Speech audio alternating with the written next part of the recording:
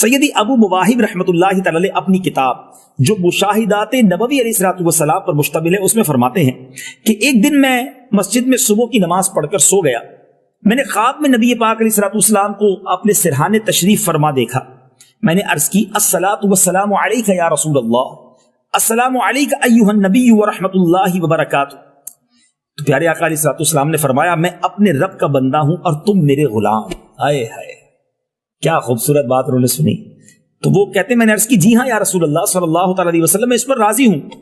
پیارے آقا علیہ الصلوۃ والسلام نے فرمایا اگر تو اس پر راضی ہو تو مجھ پر درود بھیجتے وقت کامل درود کیوں نہیں بھیجتے. میں نے عرض کی یا رسول اللہ صلی اللہ تعالی علیہ وآلہ وسلم اس کی طوالت کی وجہ سے.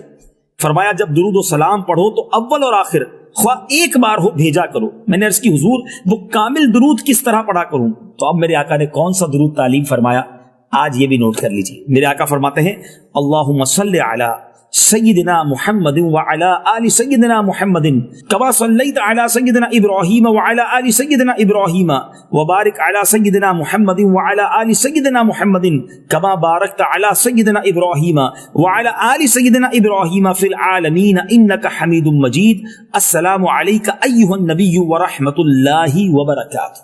یہ بھی بہت خوبصورت درود پاک ہے. درود ابراہیمی بھی پڑھتے رہنا چاہیے. یہ درود پاک بھی اگر یاد ہو جائے تو اس کو بھی پڑھیں اور اس کی بھی خوب برکت لوٹیں.